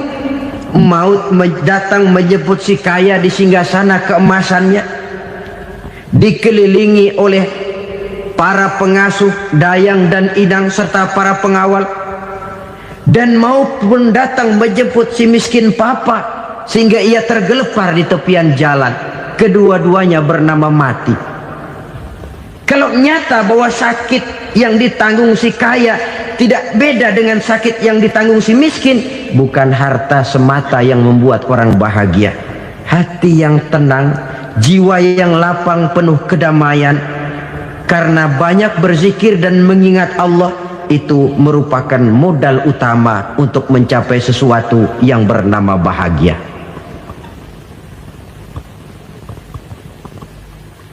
Saudara hadirin yang saya hormati, inilah yang pertama dari 4 ciri yang digambarkan oleh Nabi tentang tanda-tanda orang bahagia. Dan harus berangkat dari yang pertama ini, hati yang lapang. Ini yang harus kita miliki lebih dahulu.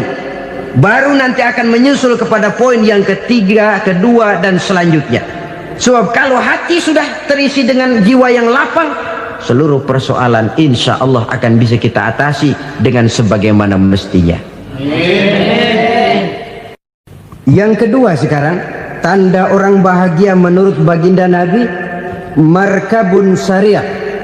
Orang bahagia itu, kata beliau, punya kendaraan biar cepat asal lancar. Artinya kemana dia mau pergi mudah. Apa maksud hadis ini? Kalau kita kaji lebih dalam, kendaraan itu kan alat transportasi. Transportasi tidak lain adalah usaha memudahkan komunikasi.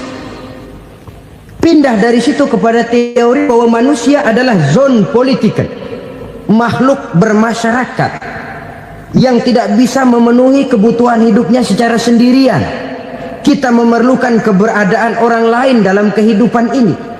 Untuk memakai baju saja kita sudah perlukan petani yang tanam kapas, pabrik yang memintal kapas jadi benang, pabrik yang menenun benang jadi kain, sampai kepada mesin jahit, sampai kepada tukang jahit. Itu cuma untuk memakai pakaian saja. Tidak seorang pun di antara kita yang sanggup memenuhi kebutuhan hidupnya secara sendiri. Kita perlu orang lain. Maka kebebasan dalam arti mutlak, kebebasan tanpa batas, itu tidak mungkin ada dalam kehidupan. Karena kita mengadakan yang disebut interaksi sosial. Setiap kegiatan kita tentu melibatkan orang lain. Menurut kita barangkali kita bebas jalan di jalan raya semaunya, tapi orang lain berkendaraan pun merasa bahwa ini ada juga jalan haknya. Dan begitu selanjutnya. Oleh karena itu, maksud dari kendaraan yang cepat ini adalah khulata'uhu ma'as solihin. Lingkungan pergaulannya terdiri dari orang-orang soleh. Pergaulannya luas. Kemana dia pergi ada temannya. Kesulitannya ada tempat dia cerita. Dan kesulitan kalau sudah diceritakan kepada orang lain, taruh kata orang itu tidak bisa menolong, namun menceritakannya kepada orang yang kita percayai, kan paling kurang sudah mengurangi beban jiwa, mengurangi tanggungan batin, merasa masih ada tempat kita cerita. Maka lebih baik orang awam yang mau bergaul ketimbang orang setengah alim tapi ngunci pintu. Sebab nantinya akan timbul sikap picik, cupik pandangan, dan tidak luas menghadapi kenyataan dalam kehidupan ini. Namun yang harus kita garis bawahi, pergaulan memang mesti luas. Namun jangan sekali-kali lupa bahwa pergaulan sangat besar pengaruhnya dalam ikut membentuk kepribadian manusia. Sehari-hari bisa kita bilang, kalau kita dekat sama tukang minyak wangi, sekalipun nggak dibagi minyaknya, baunya tentu dapat. Betul? Tapi dekat sama tukang elas, walaupun nggak kena apinya, asapnya mesti kena. Kalau Syauqi mengatakan lebih jelas lagi, man asyaral asyrafa asa musyarrafan wa muasyiral anzali ghairu musyarrafin. Awalam taral jildal hakira muqabbalan bisagri lamma sara jildal mushaf. Siapa yang bergaul dengan orang mulia, dia bakal ikut menjadi mulia. Tapi siapa yang berteman dengan orang hina, dia tidak bakal ikut menjadi mulia. Tidakkah kau lihat, kata Syauqi, kulit kambing yang hina pun dicium orang ketika menjadi kantong Quran. Kulit kambing hina, kalau dia sendirian gak ada yang mau cium. Tapi begitu dia bergaul dengan Quran, menjadi kantong Quran, dipakein minyak wangi, ditaruh di tempat yang tinggi, mau diambil dicium dulu, dibawa dengan penuh hormat dan hati-hati. Kulit kambing yang hina lantaran berteman dengan Quran, numpang mujur. Tapi coba lihat kalau kulit kambing berteman dengan kayu, jadi beduk, habis. Zohor dikemplang, asar dipukul. Itu pun sedikit saja, cuma salah milih teman. Yang temannya Quran dihormati orang, yang temannya kayu lantaran jadi beduk, gelap-gelap subuh orang udah kemplangnya.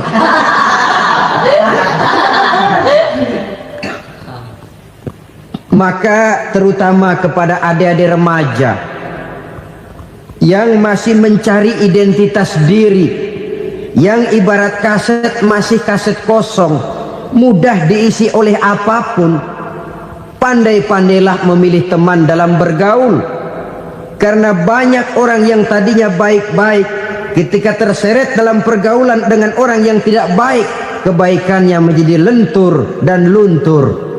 Tapi berapa banyak bajingan-bajingan tengik, orang-orang yang berlumur noda dan dosa, tiap hari melakukan maksiat, namun bergaul dengan orang yang baik-baik, pada akhirnya sedikit demi sedikit beringsut dan berangsur dia terbiasa mengikuti kebaikan-kebaikan.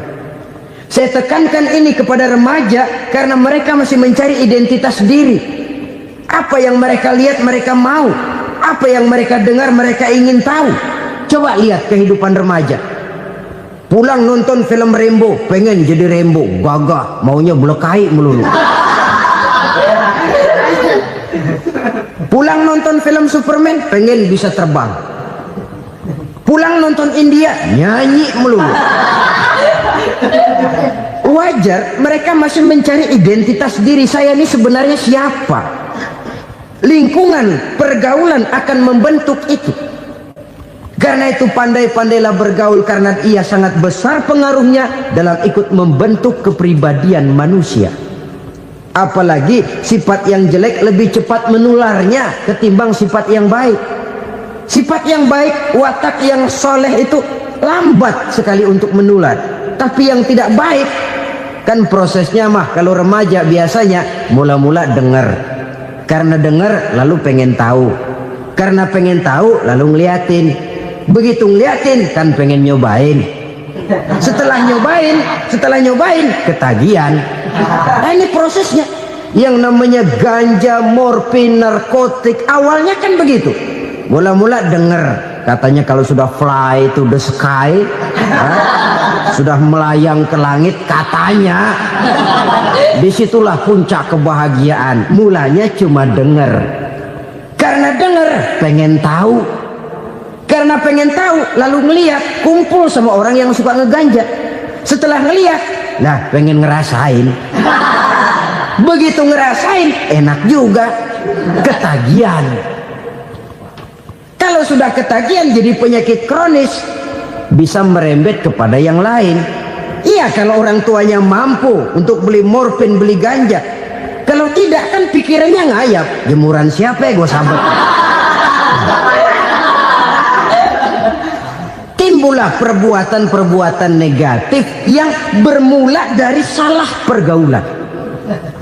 Apalagi buat adik-adik remaja yang tinggal di kota-kota besar, yang pengaruh budaya, pengaruh kesenian, pengaruh struktur kehidupan yang nampak makin individualistis, di mana persaingan tajam, tensi ekonomi tinggi, orang mudah mengalami stres. Pandai-pandailah dalam bergaul, sekali lagi, karena ia sangat besar pengaruhnya dalam ikut membentuk kepribadian manusia. Orang bahagia punya kendaraan yang cepat, artinya punya pergaulan yang luas, dan lingkungan pergaulannya terdiri dari orang-orang yang soleh. Kemana dia pergi ada teman, kesulitannya ada tempat dia cerita. Tapi kalau sudah menyendiri, hidup sendiri, kesulitan dipikiri sendiri, bisa mati belum waktunya. Tidak ada tempat berbagi rasa, tidak ada tempat bercerita, tidak ada tempat mengurangi beban dalam kehidupan. Pantas betul kalau Islam sangat menggalakkan dan menganjurkan orang kalau sudah sampai waktunya itu untuk melangsungkan nikah. Kata Nabi, ya ma'syaras syabab man istata'a minkumul ba'at falyatazawwaj. Hai para pemuda, kalau sudah mampu memberi nafkah, kawinlah, nikahlah kamu. Kenapa? Sudah ada teman hidup, tempat berbagi rasa. Kesulitan kalau ada tempat cerita akan lebih ringan ketimbang kita telan sendiri, walaupun bobot kesulitannya sama beratnya. Saudara-saudara kaum muslimin rahimakumullah, inilah ciri yang kedua, punya kendaraan biar cepat asal lancar. Kemana kita mau pergi gampang. Dengan kata lain, setelah hati yang luas, pergaulan yang luas. Dua. Yang ketiga sekarang, tanda orang bahagia itu menurut Nabi, misbahun mudhi'un, punya lampu yang terang. Oh, itu enggak problem. Sekarang sudah zamannya listrik masuk desa, Pak. Lampu sudah terang semua. Betul, kalau itu yang dimaksud. Tapi tidak cuma itu. Karena lampu yang dimaksud di sini, lampu yang akan menerangi seluruh perjalanan hidup. Dan perjalanan hidup itu sudah dimulai sejak kita terlahir ke alam ini sampai masuk ke alam barzah, kumpul di padang mahsyar sampai ke akhirat. Lampu yang menerangi itu yang diperlukan. Kalau lampu, katakanlah yang paling top sekarang kan lampu jenis Mercury. Taruhlah itu di rumah kita, dia cuma menerangi rumah kita, menerangi hati pun tidak sanggup. Bila kita masuk ke alam barzah, alam kubur, sanggupkah si Mercury yang begitu terang menerangi alam barzah kita? Tidak sanggup lagi. Sanggupkah lampu yang ratusan watt, bahkan puluhan ribu watt menerangi kehidupan di padang mahsyar? Tidak akan sanggup lagi. Kalau demikian, yang dimaksud lampu yang terang di sini apa? Tidak lain amal soleh, kebajikan yang kita lakukan dalam hidup. Itu yang akan jadi lampu penerang. Di dunia nama kita akan terang, jasad kita boleh hancur terkubur tanah, tapi nama kita akan dikenang orang. Begitulah kalau orang meninggalkan kebajikan dalam hidup seperti sekarang. Ribuan orang tiap saat berziarah ke kubur Imam Syafi'i, ke kubur Imam Malik, ke kubur Imam Ghazali. ke kubur orang yang baik-baik, orang yang soleh-soleh. Kebajikannya yang ditinggalkan, yang mengukir namanya dengan tinta emas, sehingga saudara sudah terbaring di alam kubur. Orang lewat, Allah, ini kuburannya Fulan bin Fulan, dulu ini kebaikannya Masya Allah, saya ikut merasakan. Mari kita mampir sebentar, kita Fatihah, mohon disampaikan Allah pahalanya kepada almarhum. Al-Fatihah. Itu kalau orang baik-baik. Lalu saudara tanya, Pak, orang mati dikirimin Fatihah apa nyampe pahalanya? Saya jawab, kalau saudara nggak percaya, mati dulu dah. Nanti saya Fatihahin, tungguin di sana, umpama nggak sampai balik lagi kemari. Sekarang ini kan maunya otak-otakan saja, kalau nggak masuk otak nggak percaya. Padahal alam gaib itu nggak bisa diotak-otakin. Sama saja dengan saudara pernah dengar cerita kapal tanpa emas tenggelam kan? Pernah nggak? Di mana? Ya, di laut Masalembo. Begitu ketampo emas tenggelam, ratusan penumpang itu terjun ke laut, dipermainkan gelombang, berjuang menghadapi maut itu. Orang lagi timbul tenggelam di lautan, dihantam ombak, kita tengokin pakai helikopter. Pak, lagi timbul tenggelam ya? Iya, tolongin. Jangan khawatir Pak, nih saya kirim intan Pak, harganya 10 juta. Kira-kira orang yang timbul tenggelam di laut seneng nggak? Ya. Kan mahal toh intan 10 juta. Kenapa dia nggak senang? Karena intan 10 juta dalam kondisi seperti itu tidak sanggup menyelamatkan dia. Dia akan girang kalau dikirimin ban mobil bekas, dikirimin papan terentang atau bambu. Intan yang 10 juta dia nggak girang, ban mobil bekas yang 1000 perak tuh pegang, itu yang dia girang betul. Sungguhnya harta, dinar, dirham, uang di mana-mana selalu bikin hebat orang yang memilikinya. Coba lihat orang yang punya duit sama yang nggak punya duit, jangan gaya hidupnya, gaya jalannya aja lain. Wahia lisanun liman arada fasahatan, wahia silahun liman arada qitala. Uang adalah senjata yang paling ampuh bagi orang yang mau pergi.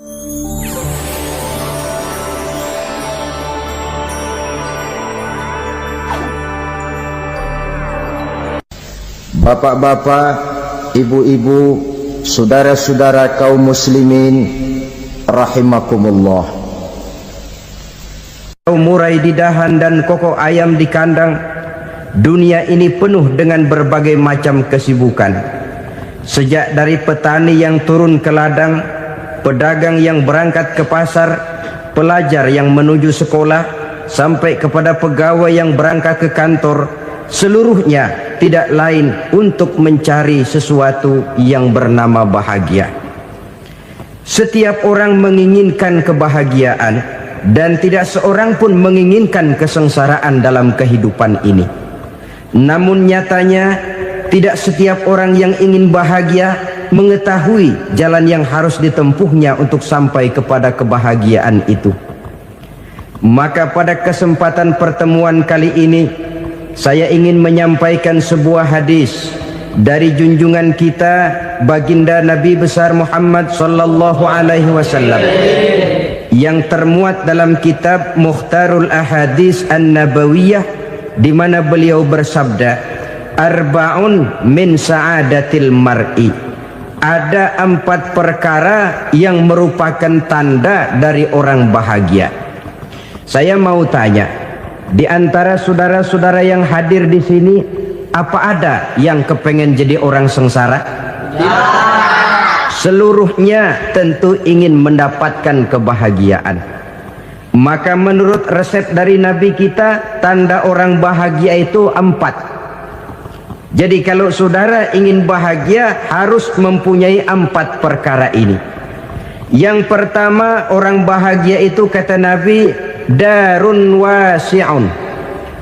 Punya rumah biar bagus asal gede.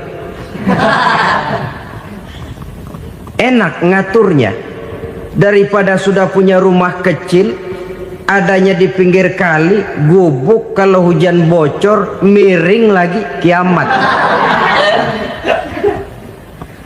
Loh, kalau gitu Islam materialis dong. Hadis ini boleh diartikan dengan makna hakiki, arti yang sebenarnya, boleh diartikan dengan makna majazi, arti kiasan.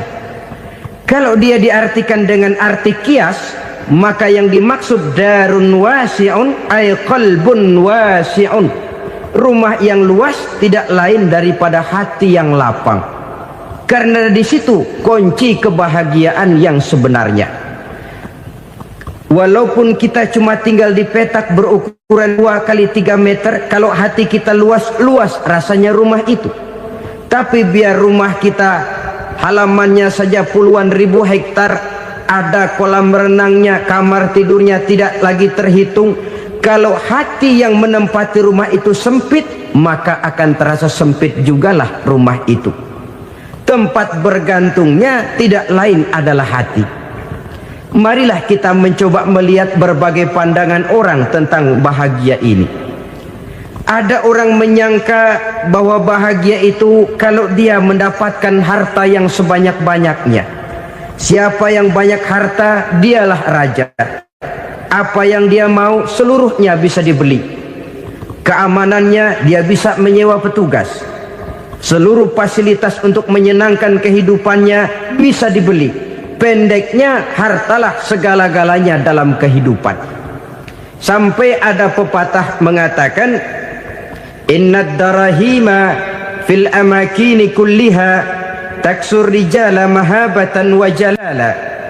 Sesungguhnya harta, dinar, dirham, uang di mana-mana selalu bikin hebat orang yang memilikinya. Coba lihat, orang yang punya duit sama yang enggak punya duit, jangan gaya hidupnya, gaya jalannya aja lain. Wahia lisanun liman arada fasahatan, wahia silahun liman arada qitala.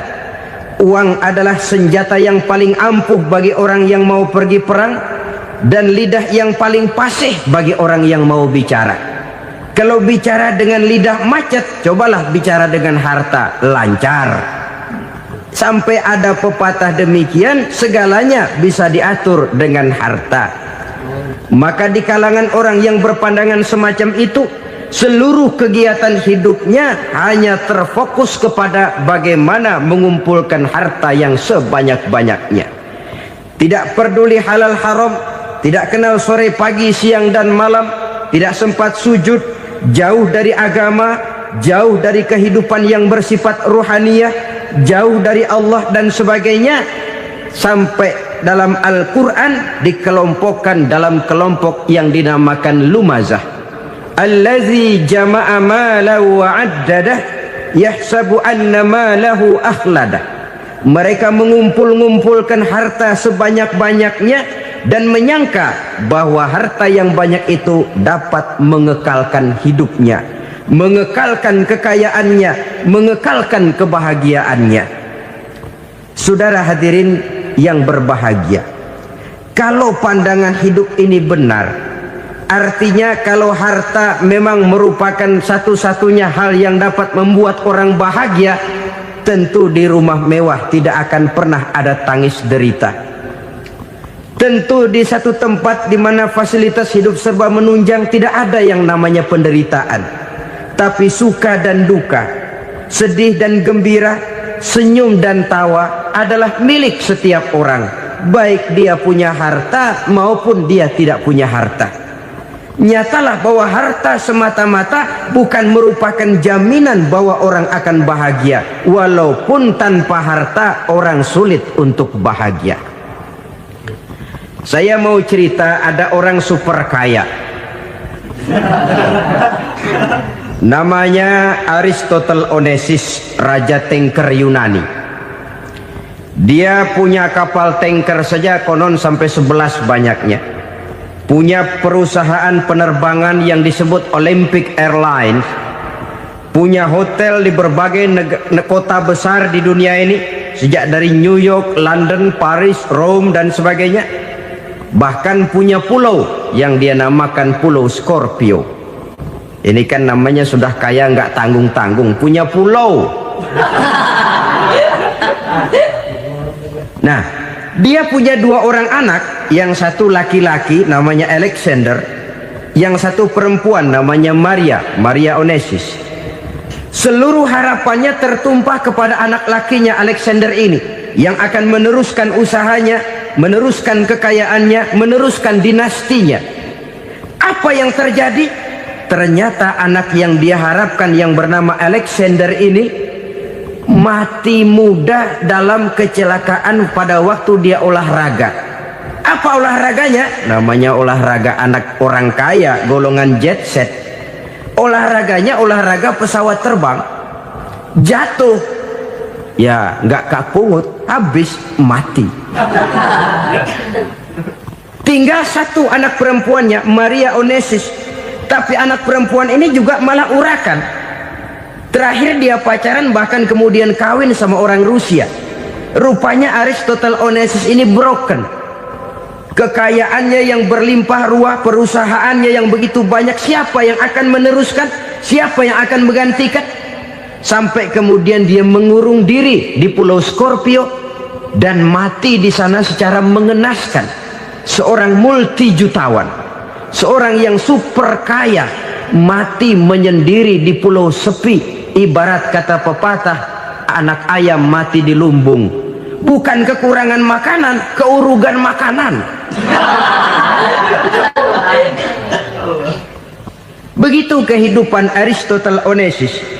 Dan banyak orang-orang yang sudah demikian kaya sampai dibingungkan oleh kekayaannya sendiri. Telusurilah kehidupan David Rockefeller misalnya, Henry Ford misalnya, Adnan Khashoggi misalnya. Multi jutawan yang kadang-kadang dibuat keder oleh kekayaannya sendiri. Pantas ketika Imam Ali ditawarkan orang, "Ya Ali, kalau kepadamu disuruh pilih ilmu atau harta, kau pilih mana?" Ya jelas pilih ilmu dong. Kenapa? Pertama, ilmu kalau kita berikan kepada orang lain tambah. Tapi harta kalau kita berikan kepada orang lain kurang. Saudara punya uang 10.000, dibagi orang 5.000, jelas uang saudara berkurang. Tapi saudara punya ilmu, diberikan kepada orang lain bisa, saudara pun makin mantap. Tidak lantas jadi bodoh karena ngajarin orang. Saudara bisa Fatihah lalu mengajarkan orang Fatihah, orang bisa, saudara pun makin hafal. Tidak lantas setelah diajarin orang ilmunya hilang. Begitu datang dia minta orang, "Tolong ajarin saya Fatihah," udah habis, nggak ada.